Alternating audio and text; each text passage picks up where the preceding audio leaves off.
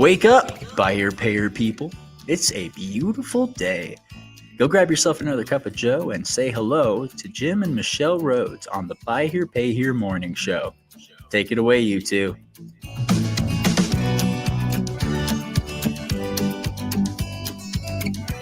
Good morning, everyone. Happy 4th of July Eve. Yeah. Glad to have you here. Oh, got a little echo today. Something's going on in the audio. There we go. You have it on that too. Oh, yeah, probably on my side. Okay. We'll get it straightened out. There we go. Yeah. So Hi. welcome, everybody. Look at how Michelle's sporting her new tan. It's for those of you who, this is the day that you want to be on video, not audio. You can check out the golden tan. Tell the listeners about what you did. I have this. Good morning, Karen. Hey, Karen. It's great to see you or to hear from you. I have this small group of friends, and we just are so different, but in some ways we're on the same kind of journey of like building a business and really trying to find our voice in our business, and kind of talking an awful lot about how do we want to like be throughout our day, and how we want to show up in business and all that kind of stuff. And so these women are just so precious to me and so yummy to me. And we get together about once a quarter where we no distractions. We drop in and we eat, and we like going somewhere warm, and we sunbathe, and we talk, and we laugh, and we celebrate, and we cry. And it's kind of like really what women should be to each other. It's so beautiful. It's so beautiful. I wish for any female out there that is listening that you can either create or find your spot to be able to do that. And so lots of sun. And I spent 2 days. I got a little heat stroke. And so I spent 2 days where I wasn't really in the sun because I was achy and all of the stuff. What did you just do that changed the sound because it made it better? I don't hear anything. Okay. Man, it's just in all in my head. All right. So yeah, that's what I am. I'm so a real different sense of like, yeah, I feel vacationed. Yeah. Not in a way that I need a vacation from my vacation. Those of you who listen regularly can hear the difference in the pace of her speaking and everything. Like she's just way calm and way chilled out after the vacation. So now we're jumping back into the rhythm of buy here, pay here. Did we already say, did I go through all of these? Facebook user, good morning, folks, back from a 3-week vacation. Time to catch up. Welcome back. We can't see who you are, Facebook user, but that sounds wonderful. I'm so glad you're here. Yeah. And Shelly, firecrackers. Yeah. Firecrackers. Happy 4th of July tomorrow. So thank you. And then George. Good morning, George. Hi, George. And from hot Scottsdale. Jorge. Yeah. Yeah. Okay. So yeah. And Jim handled everything and did it. He did a lovely job.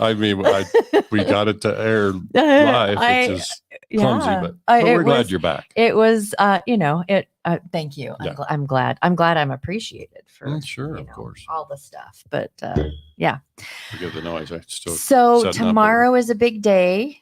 Before we get into stuff, it's the 4th of July. I hope everyone has a beautiful, safe, but spectacular holiday. Yeah. And I'm reminded just quickly, we talked about this last 4th of July, I'm sure, but one of the things, 4th of July is to celebrate independence, and people who are in the buy here, pay here business can certainly celebrate independence because we're independent car dealers, we're independent banks. And so, it's a beautiful business. It's a beautiful opportunity. And so I just a moment to recognize that we enjoy a lot of independence and buy here, pay here. And so, we can do one extra firework, or whatever to observe our our industry that we enjoy. Super, super grateful. I mean, you talk about Independence Day, and super grateful to live in a place where we really do get to create anything we want. Mm-hmm. And so there's a lot of people on this planet that just don't have that. And we're like super blessed. So that's, if there's anything you take into your day and your celebration for tomorrow or for the 4th of July,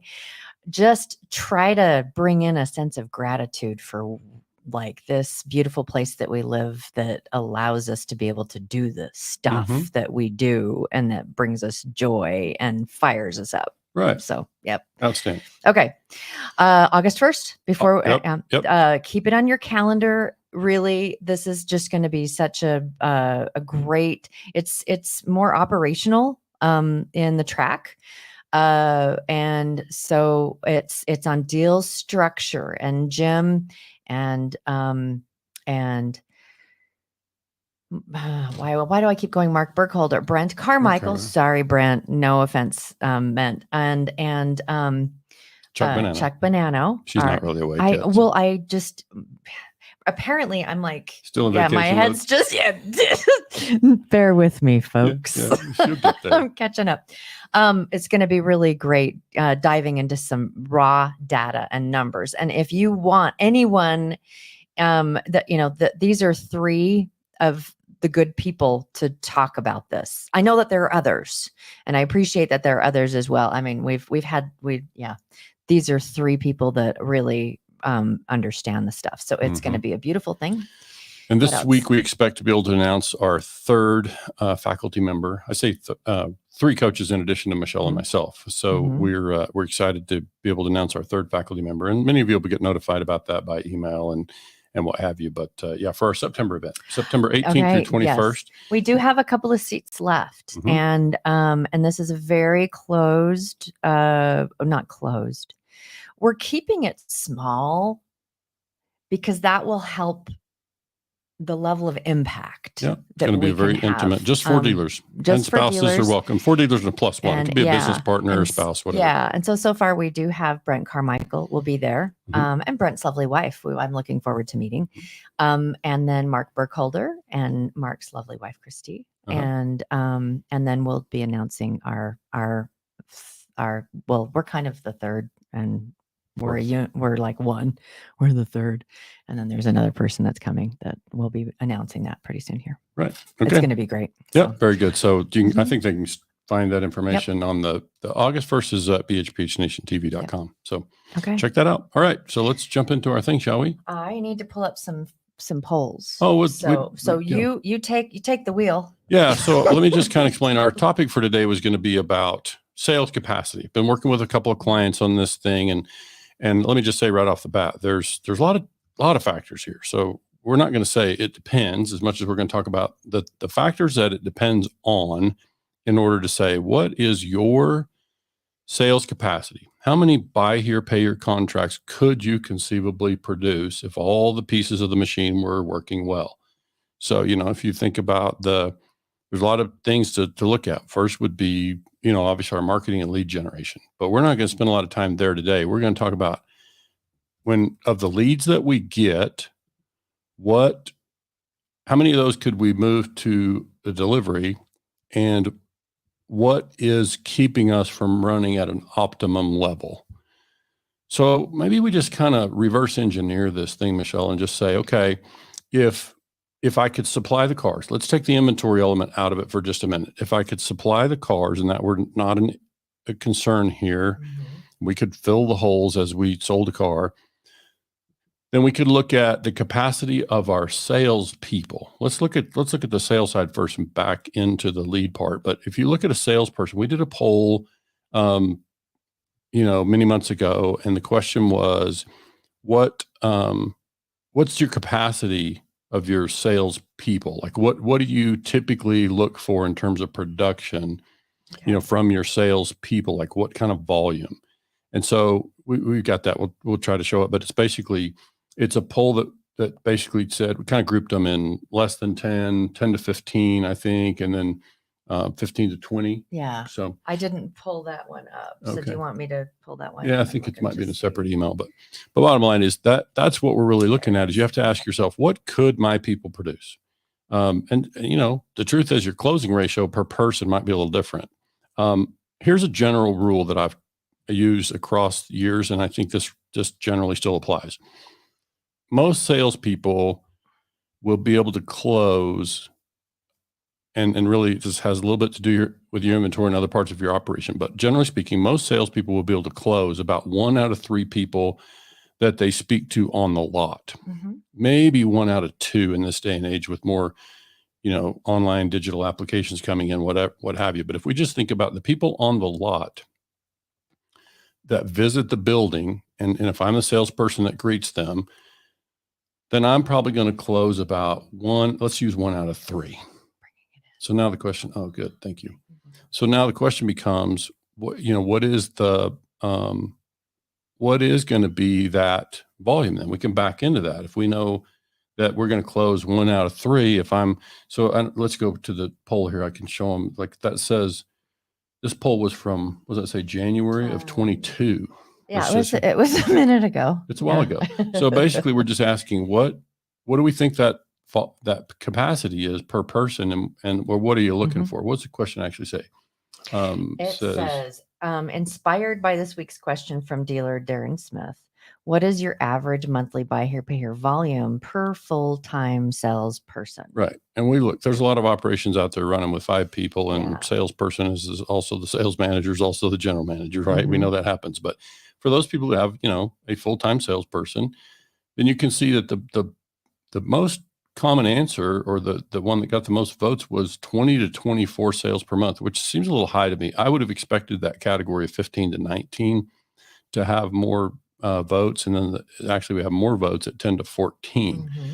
But you can see that virtually all of the answers come in that 10 to 24 range. So it's just a question of experience and effectiveness and gift of gab and whatever other talents we might want to attribute to that.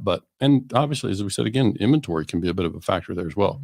But if we use a general rule of if that salesperson is going to close, I'm going to pick for right now, I'm going to say 15 sales per month is typically, what that person can close. And if we said that they're going to close typically 1 out of 3 people that they speak to on the lot, that means they need to see about 45 customers per month on the lot in order for that to translate to 15 deliveries.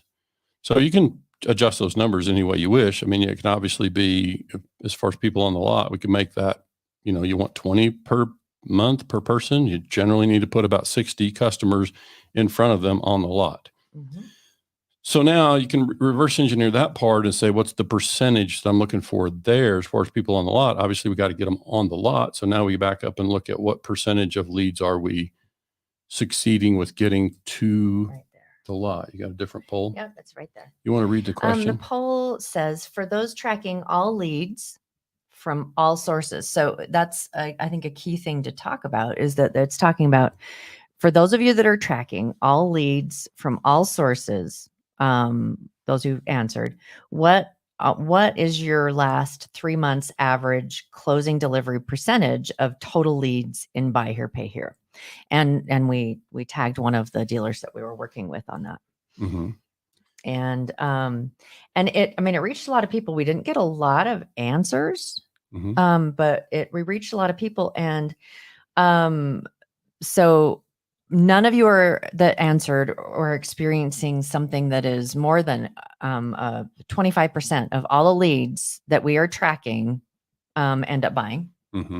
And no one said anything about the 20 to 25%. And then we start to see things trickle into the 15 to 20, 10 to 15, and less than 10. Yeah. So let's just stick with that 10 to 15%. And just for Half simple the math. people said that. Yeah. Yeah. For simple math, we just said 10%. If you had, 10% of the leads that you originate, and obviously we can work through what is the definition of lead, but generally any kind of inquiry, anybody that expresses some interest in a car or otherwise, makes contact with us as a prospective buyer, let's call that a lead. Okay. And so if we use 10% for easy math, then if my salesperson is going to see, 60 people on the lot to be able to close 20, Mm-hmm. then that means we need to be able to see about 600 leads per month for that one salesperson. You follow that math? I need Yeah. to be able to do 600 leads in a month for the one salesperson and get 10% of them in the building. Now, I will say that in this digital age, this is why, the answer is not a quick one, because the reality is with this digital environment that we're in, and a Mhm. lot of people doing, text link to have a customer fill out an application. Obviously there's web forms, there's web applications. And so a lot of people are submitting applications online, which means we're working the deals more online, which obviously can translate into a higher percentage of closing once the customers come to the Mhm. building. We've had conversations with people out there that have a really high percentage of closing at the building. But I think you have to be careful about that, because you don't want to draw too big a conclusion, because that's really with people Mhm. who are working the entire thing out of the building. They don't really even invite the customer to the building. Mhm. So it's like, that's a whole different sort of mathematics. But I'm just saying, if with your salespeople, one of the other interesting things, and we touched on this, especially back in our January webinar, Mhm.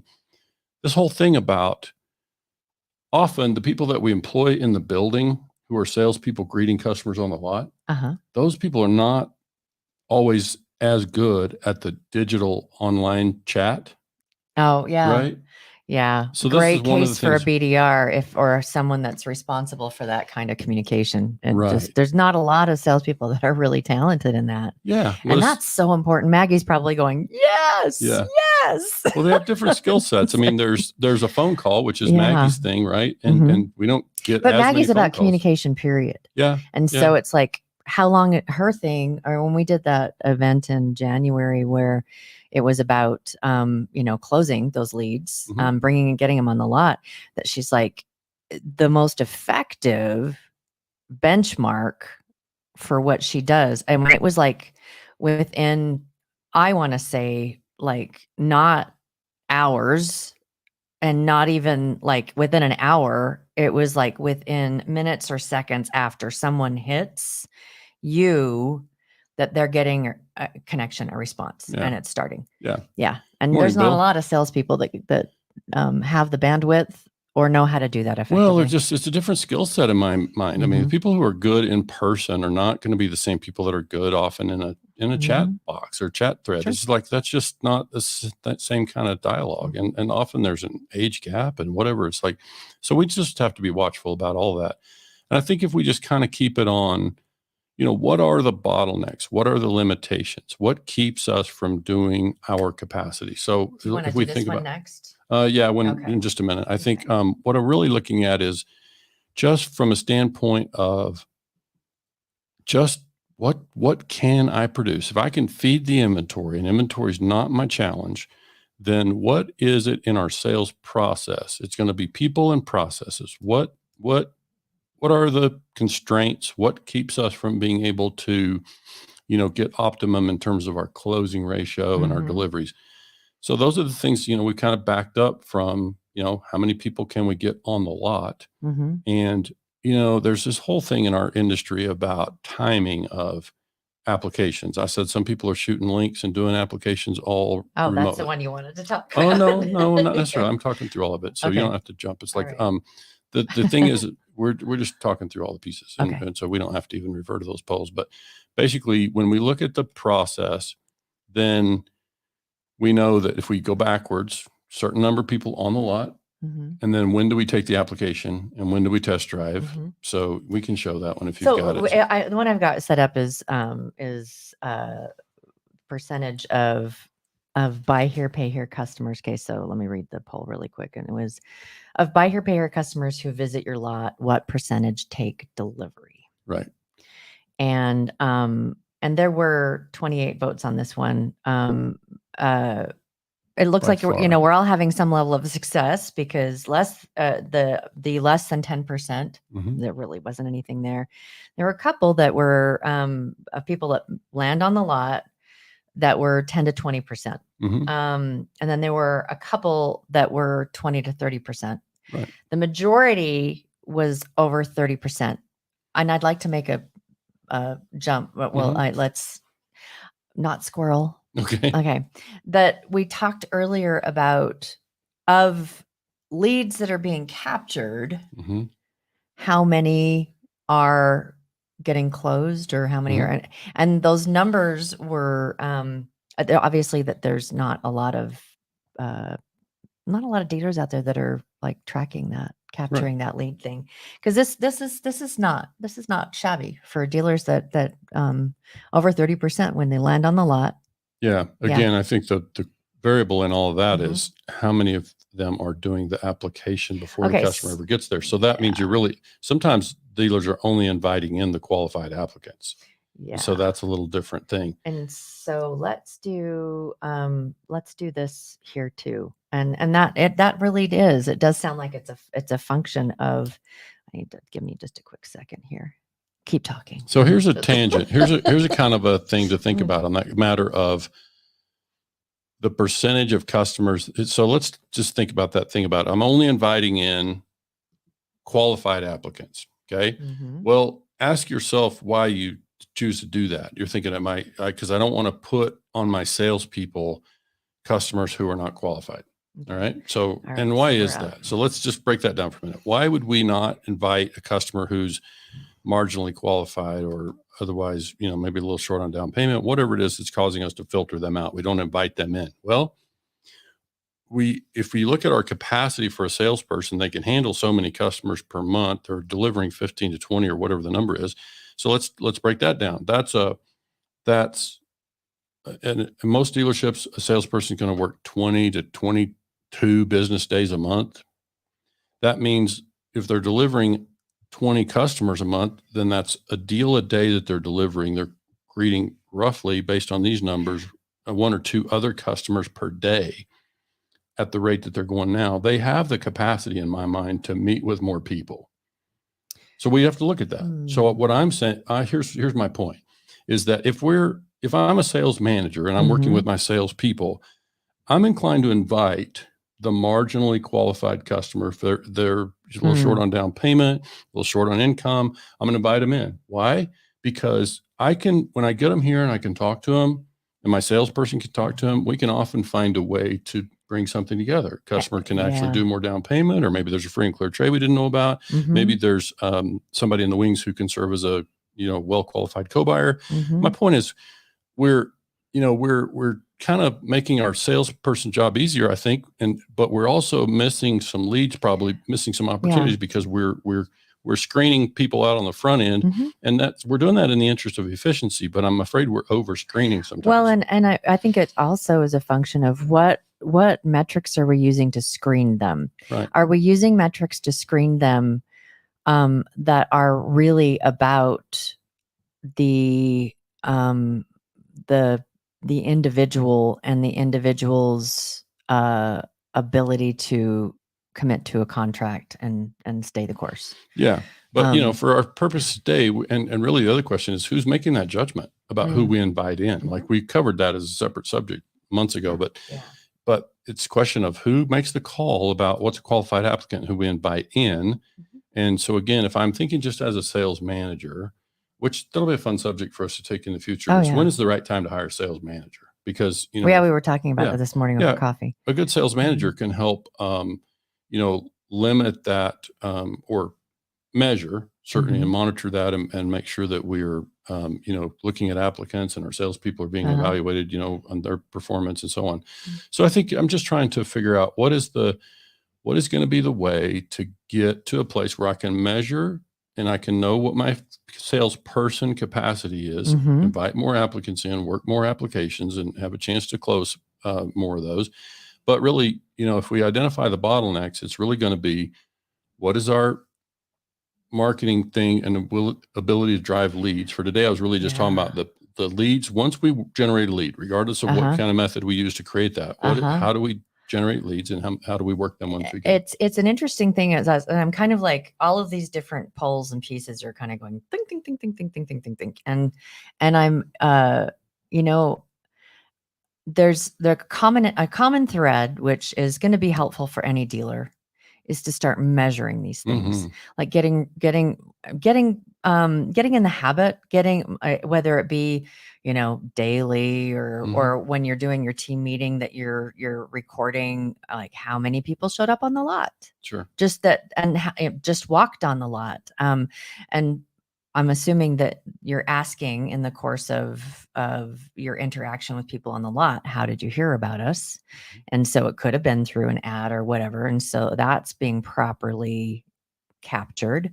And that we start to, like, how many people came in. Neo's got a really great tool that that people come in and it'll show you where they came in from, and all of those kind of things. And so it's a way of a dealer being able to capture part of this information without having to, like, get out a spreadsheet and do the Mhm. thing. But it's, you measure the stuff. And then I think, to me, I get like the 25 to 30% of people they're closing or Mhm. more, Mhm. and that's great. But it's like looking at the and we see from the polls is that a lot of people are pre-qualifying before they drive. So that's like a step in there. But how many people of those that are doing the 2025, how many leads are you getting? Mhm. And if you've got an effective marketing campaign and you're capturing that, like you said, it's 600, Mhm. like, some big number of leads that are coming in order for you to produce this. Well, what if you had and opened yourself up to and had, sharpened up your systems so that you could capture more Yeah. just Well, from what you're yeah, doing? it's about lead Yeah. conversion, which is what our whole January event was about. Yeah. And you can also find that at BHPH Nation TV. I'm sure that's still Mhm. out there, bhphnation.tv.com. But basically, what we're suggesting is Mhm. you look at those efficiencies, you look at what is our capacity, what is our closing ratio, and ask yourself, what can we produce? Mhm. And what will my current structure support? So you have to kind of look at these ratios and back into that math and say, what, how many, because we just came off a visit where we're working with a client who we identified they actually had in their recon bottleneck a particular constraint that we just both, we agreed Mhm. together. We're not going to, we can't produce any more cars than this right here. So even if your salesperson is a rock star, if I Mhm. can only give them 10 cars a month, Mhm. that's all I can sell. Right. So that's Yeah. a constraint that is a very real, Mhm. challenge. And so we got to figure out a way to move past that. So that's kind of amongst the things we have to analyze. But yeah, for Mhm. today, it was really just looking at what's that process, and we have to look at the people. And I think this is challenging because it'd be interesting to poll to find out what percentage of the people that are out there in Buy Here Pay Here even have a dedicated sales manager. Like most of us have to get to a I certain think a lot of size. times the dealers are like, they consider themselves a dedicated sales No, manager. that's not dedicated. Because if a dealer, Well, that's not dedicated. You they're can't like call it that because yeah. that's not your only job. And so Yeah. I'm talking about a full-time salesperson whose role is to measure Okay. the effectiveness of the sales team and make sure that we're producing all the sales we can produce. Because are you saying the dealer has a lot to do already? I'm saying they typically get lots of phone calls. Every dealer I'm working with can't seem to finish a conversation because they're taking, text messages and phone calls. So it's like that's Mhm. part of what happens with dealers. So that's going to cause you to have to be in a lot of different places. So amongst the things we have to look at is Mhm. when can you justify hiring a sales manager? Because if you look at, gosh, if I can move my closing percentage, 10 points, Mhm. probably pays for a salesman. And we just have to look at those numbers and Well, see. it's what a great opportunity to develop team members into leaders and a sales manager. I mean, by giving them the, like, hey, this is a thing that I would like to start tracking and I would like you to be responsible for it. How do you feel about doing that? If you want to take on the responsibility, I'll throw in an extra 50 cents or dollar or whatever. Could be. There's some that, so as they take on more responsibility and spread their wings and Yeah. learn the stuff, and then that's something off the dealer's plate. That's Sure. beautiful. Yeah, Yeah. no, it can be good. So I'll quickly show this spreadsheet. I think Okay. I'm going to add this to the screen and see if it will show the document. Oh my Where gosh, honey. spreadsheet? I don't know what you did, but it It's got right there. weird. Yeah. There you It was just mirrored on the screen. But that was fun. A little psychedelic experience for you Monday. So it just quickly, I mean, we can go through this and we don't have to spend a lot of time here, but just this is kind of the way I was breaking it down is like, you look at how many total leads do we have? Do you want to enlarge that if you can, just a bit? I was going to try, but I'm not sure it's going to happen very quickly. So Okay. we'll try this. And Okay. That's And, even better. Is that a little Yeah, better? it is a little bit better. I can probably even increase that. But Okay. bottom line is we'll just talk through it. It's 100 leads total, whatever we call a lead. And I'm saying phone, web inquiries, whatever. Mhm. And then we might filter that. You might do some sort of screening based on credit circumstance or down payment. And so you say 80% of those, 80 as the number, is going to be our qualified leads. And that leads us to some level of disqualified leads. Now, what percentage of qualified leads visit the lot? So I said 30% of the 80. So that means 24% or 24 people visit the lot from the external leads. Okay. And then you have another 15 walk up. That means we have 39 total visits to the dealership. And now, how many apps do we get? That's our app count of the percentage of people that If you're visit the lot. doing 80% of the visitors are going to take an app, are going to do an app. Yeah. And this gets tricky to measure because some of those apps are already there when the customer visits, That's right? true. So it's like but I'm just looking at what percentage of the people who visited the lot, what percentage of them did we have an app, whether it came before they came or during their visit, what percentage of An the people, app period. Yes. right, it progressed to the place where we took an application. Okay. And now, so that gives us our app count. So now we can measure, okay, this salesperson, as an example, delivered 15. That's 50% of their apps and 38% of the total visits. So this would be a way that I would ask people to think about it, break it down in the simplest form. And again, this is a single. Can you make salesperson. this available? This kind of Sure. like, because I'm like, if you've got 100 leads, and yeah, most CRMs like- would give you something like this. A lot of I the would hope. percentages can just be calculated within the spreadsheet and all of that. So sure. yeah. No, it's easy enough, but I think this is really I just threw this together as a way for people to see and think about what are the measurements of efficiency and kind of performance. This is really kind of looking at salesperson performance, and then obviously on a team basis is what percentage of our, of our visits are converting into a sale. And so to me, keep in mind when you're listening to Jim, you're listening to an old school guy who relies still quite heavily on the person-to-person interaction. I know we got Lou Ramirez tuned in this morning, Bill Elizondo, George. George is somebody who also comes from a background, and working in sales. And while we can certainly do the best we can in chatting with somebody online, that can really drag out. And you've got somebody sitting on their sofa and there's no hurry to come down. And so, that conversation can really drag out. I'm really talking about effectiveness with getting the customer to the building. And there's some techniques, by the way, we can use to get people off of a chat and into the building. But we for should today, talk about that. sometime. Yeah. But basically, I'm just saying when we get the customer to the lot, we use our interpersonal skills to help. We're basically there to be an advocate and help the customer solve a problem and solve the transportation problem. And we kick in and we can have a better chance of connecting with the customer and keeping them around and earning their business. So I think this is really for today. That's what I want to try to figure out is what is the role of, in the process and what is we measure salesperson effectiveness. We can measure lead conversion, which may not be the same as a salesperson. Sometimes there's a BDC in the picture. And, there's just things like that to look at. But really, we just have to ask, what is the most we could produce and what's keeping us from producing it? Yeah. Obviously, we haven't even talked about capital. Like if we have to have the dollars to supply the cars and the leads and all the stuff. So, but if money and inventory was not our limitation, then we just look at the process and what's keeping us from producing more in terms of sales. Exactly. Okay. Great conversation. Thanks. Great topic. Glad you enjoyed it. I did. Let's hope our listeners did. Yeah. I learned something new every day. Okay. Yeah, that was great. Just want to put it out there, just another plug a bit for the September event and the August one, but the September event. Dealers out there, if you are coming up to a big shift, it's like I want to shift into a higher level of sales. I want to shift into taking on, helping my team shift into management so that I can spend more time with my family. I want to shift into transferring the operations over to my team or to my successor, or that I'm wanting to get out. I mean, big choices.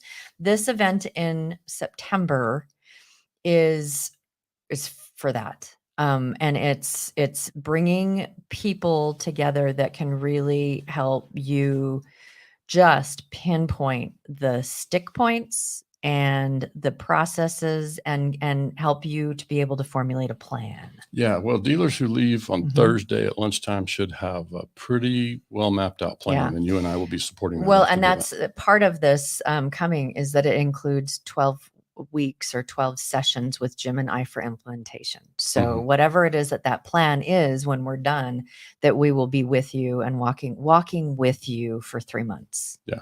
As part of this contract. Mhm. So yeah, if you're interested, please reach out, private message Jim or myself, and we would love to be able to talk to you. Yep. What else? Is there anything else like that we're missing? No, I have Okay. some. As we talked through this, I had a fun idea for our White Hat Wednesday. So I would just For- invite people to tune on in. Wednesday. Yep. I'm not going to Yeah. share it today. We'll It's- announce it yeah. soon what our White Hat Wednesday topic is going to be. But yeah, we'll be back here Wednesday morning. Yeah. And I'll look And forward hopefully you all stay non-burned. Right. Keep all those fingers. Lots of sunscreen maybe, or the shade, so not sunburned too badly as Yeah. well. And Bill as well. He looks forward to the chat on how to get customers from the chat to the dealership. That will be a fun one. I'm going to give you some old school techniques. Oh, yeah. So, yeah. And happy 4th of July Yeah. to you as well. So enjoy your holiday, everybody. What a blessing. What a great time. It's a fun time of the year. It really just is. I love fireworks. And so it's just a super fun time of the year. Anything else? Nope. Let's right. get back to the Hey stuff. guys, have a fantastic rest of your day. Happy Monday. Some of you are closed. If you're not, have a great day at the dealership. Enjoy the Talk to y'all 4th. later. Thanks, guys.